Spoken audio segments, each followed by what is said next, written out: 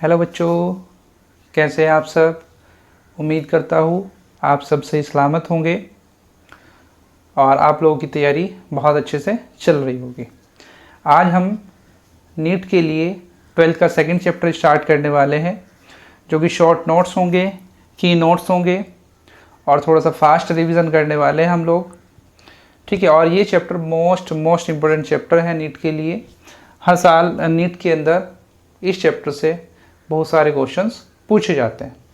चलिए बिना किसी देरी के हम लोग चैप्टर स्टार्ट करते हैं। यहाँ सबसे पहले हम बात करेंगे एंड्रोइशियम की। एंड्रोइशियम क्या होता है बच्चों? मेल रिप्रोडक्टिव ऑर्गन होता है। देन हम बात करेंगे गाइनोशियम की। गाइनोशियम फीमेल रिप्रोडक्टिव ऑर्गन होता है। एंड्रोइशियम के अंदर क्या पाया जाता है? स्टेमन, यानी कि स्टेमन से एंड्रोइशियम बना होता है। स्टेमन के दो पार्ट होते हैं, एक होता है फिलामेंट और एक होता है एंथर। जो फिलामेंट है वो इसकी एक लॉन्ग सिलेंडर टाइप की स्टॉक होती है, डंडी होती है। एंथर जो होता है वो इसका सेकंड पार्ट, और एंथर कैसा होता है बच्चों? बाइलोब्ड होता है। देखो ये क्वेश्चन एक बार पूछा जा चुका है, ये ऐसे ही डायरेक्ट पूछा गया था क्वेश्चन के proximal end of filament attached to the. तो आप लोगों को ये याद रखना है कि जो प्रॉक्सिमल एंड होता है फिलामेंट का वो किससे अटैच होता है? थैलेमस और पेटल ऑफ द फ्लावर। या तो ऑप्शन में आप लोगों को पेटल मिलेगा या आप लोगों को थैलेमस मिलेगा। तो जो फिलामेंट का प्रॉक्सिमल एंड होता है वो किससे अटैच होता है? थैलेमस से अटैच होता है। चलिए बच्चों हम बात करते हैं एंथर की। एंथर के लिए कुछ इंपॉर्टेंट पॉइंट याद रखने हैं आप लोगों को। एंथर जो है बाइलोब्ड होता है, डाइथिकस होता है और टेट्रागोनल होता है। एंथर के अंदर 4 माइक्रोस्पोरेंजिया प्रेजेंट होते हैं। कितने होते हैं बच्चों? 4। 2 इन ईच लोब, यानी कि लोब कितने थे? 2। एक लोब के अंदर 2 माइक्रोस्पोरेंजिया प्रेजेंट होते हैं और ये डेवलप होते हैं किसके अंदर? पोलन सैक के अंदर। और यहीं पर पोलन सैक किसको रखता है? पोलन ग्रेन्स को, यानी कि पोलन ग्रेन्स पोलन सैक के अंदर प्रेजेंट होते हैं। इसके बाद हम स्ट्रक्चर्स की बात करते हैं। देखो इंपॉर्टेंट है, इसके स्ट्रक्चर्स याद रखने हैं आप लोगों को। यहाँ इसकी 4 लेयर्स होती है। अगर हम इसका ट्रांसफर सेक्शन करते हैं, टीएस अगर हम इसका देखते हैं तो इसके जो आउटलाइन होती है वो सर्कुलर दिखाई देती है। इसकी 4 लेयर होती है माइक्रोस्पोरेंजियम की: epidermis, endothecium, middle layer and tapetum. ये जो तीनों लेयर होती हैं ये प्रोटेक्शन का काम करती हैं बच्चों और हेल्प करती हैं डिहाइसेंस ऑफ एंथर। एंथर फटता है, डिहाइसेंस होता है एंथर का, और क्या रिलीज होता है? पोलन ग्रेन वहाँ से रिलीज होते हैं।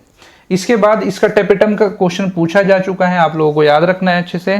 टेपेटम इनर मोस्ट लेयर होती है, सबसे अंदर की लेयर होती है। ये जो सीक्वेंस है ये आउटर टू इनर है। सबसे बाहर की layer epidermis, then endothecium, then middle layer और लास्ट में क्या होती है? टेपेटम होती है।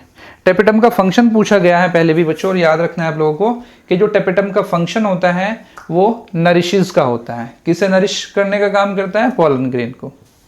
इसके बाद इसकी जो सेल्स होती है वो डेंस साइटोप्लाज्म रखती है और न्यूक्लियस एक से ज़्यादा प्रेजेंट होते हैं। हम बात करते हैं स्पोरोजिनस टिश्यू की। स्पोरोजिनस टिश्यू क्या होते हैं? एक जैसी सेल्स का ग्रुप जो होता है उसे स्पोरोजिनस टिश्यू कहा जाता है। और ये कहाँ प्रेजेंट होती हैं? Centre of each microsporangium. और माइक्रोस्पोरेंजियम कितने थे बच्चों? 4 माइक्रोस्पोरेंजियम थे। 4 माइक्रोस्पोरेंजिया होते हैं और ये कहाँ प्रेजेंट होते हैं? स्पोरोजिनस टिश्यू हर एक माइक्रोस्पोरेंजियम के सेंटर में प्रेजेंट होते हैं।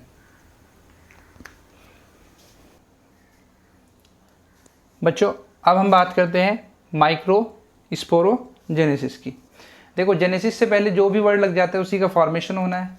जैसे हम गैमेटोजेनेसिस पढ़ते हैं तो गैमेट का फॉर्मेशन, वैसे हम बात करते हैं माइक्रोस्पोरोजेनेसिस की तो माइक्रोस्पोर का फॉर्मेशन होगा। क्या होता है यहाँ? पीएमसी, पोलन मदर सेल, या माइक्रोस्पोर मदर सेल्स भी कहा जाता है इसे। पोलन मदर सेल से माइक्रोस्पोर्स का बनना माइक्रोस्पोरोजेनेसिस कहलाता है। याद रखना है यहाँ कौन सा डिवीजन होता है? मियोसिस। और आप लोगों को पता है जब मियोसिस होता है तो 4 सेल्स का फॉर्मेशन होता है। तो जो सेल्स होती है स्पोरोजिनस टिश्यू की, इसके अंदर कौन सा डिवीजन होगा? मियोसिस, और माइक्रोस्पोर टेट्राड बनेगा। इसके बाद जो माइक्रोस्पोर्स है वो डेवलप होते हैं पोलन ग्रेन्स के अंदर। हम बात कर लेते हैं पोलन ग्रेन्स की।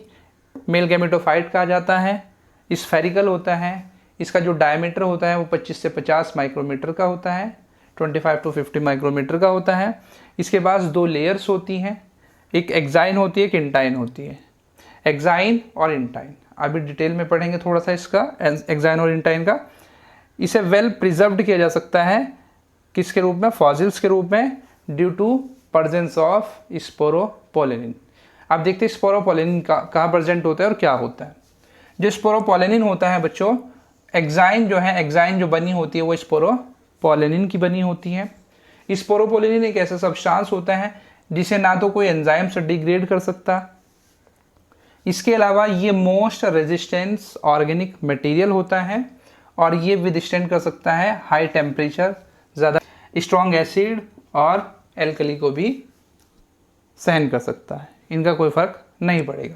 इसके अलावा एक्साइन्स के अंदर जर्मपोर्स प्रेजेंट होते हैं और जहाँ जर्मपोर्स प्रेजेंट होते हैं वहाँ स्पोरोपोलेनिन प्रेजेंट नहीं होगा। इसके बाद हम बात कर लेते हैं बच्चों इंटाइन लेयर की। जो इंटाइन लेयर होती है वो thin and continuous. X means बाहर, इन मीन्स अंदर। एक्साइन बाहर वाली लेयर होती है, इंटाइन अंदर वाली लेयर होती है।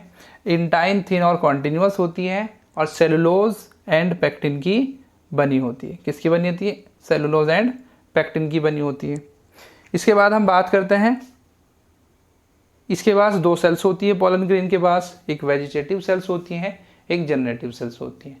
जो वेजिटेटिव सेल्स होती है वो बिगर होती हैं, इसके अलावा फूड रिजर्व रखती हैं, अबंडेंट फूड रिजर्व। इसके अलावा लार्ज इरेगुलर शेप्ड का न्यूक्लियस प्रेजेंट होता है। हम बात करते हैं जनरेटिव सेल्स की, तो जनरेटिव सेल्स स्मॉल होती हैं और वेजिटेटिव सेल्स के साइटोप्लाज्म में फ्लोट करती है। स्पिंडल शेप की होती है, डेंस साइटोप्लाज्म और न्यूक्लियस होता है।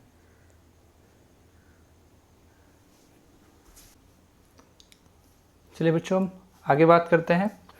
पोलन ग्रेन जो शेड होते हैं, जो पोलन ग्रेन झड़ते हैं वो दो स्टेज में झड़ते हैं, एक 2 सेल्ड स्टेज और एक 3 सेल्ड स्टेज।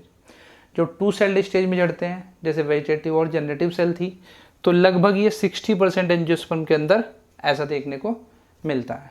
कितने, 60% एंजियोस्पर्म के अंदर। बाकी जो रिमेनिंग है 40% के करीब जो जनरेटिव सेल होती है वो डिवाइड कर जाती है। किसमें, इसके अंदर कौन सा डिवीज़न होता है, माइटोसिस होता है।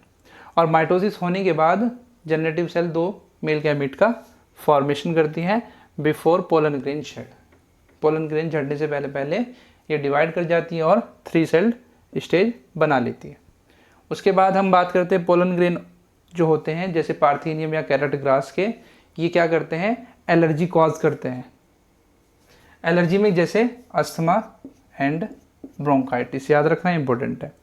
जो पोलन ग्रेन होते हैं कैरेट ग्रास या पार्थेनियम के, वो क्या कॉज करते हैं, अस्थमा और ब्रोंकाइटिस।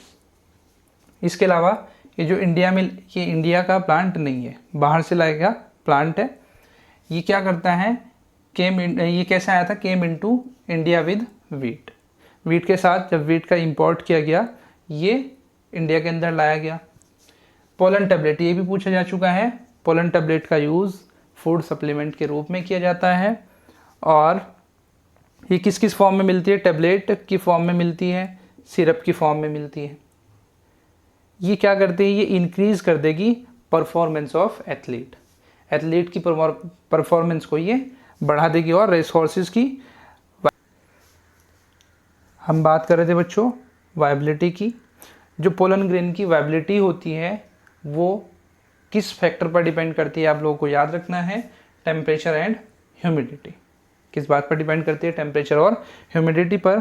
अगर हम देखते हैं राइस और वीट की वेबिलिटी वो 30 मिनट के अराउंड होती है। और अगर हम बात करते हैं Rosaceae, Solanaceae, Leguminosae, Rosaceae rows की फैमिली, लेग्यूमिनेसी लेग्यूम्स की फैमिली, सोलेनेसी पोटैटो की फैमिली होती है।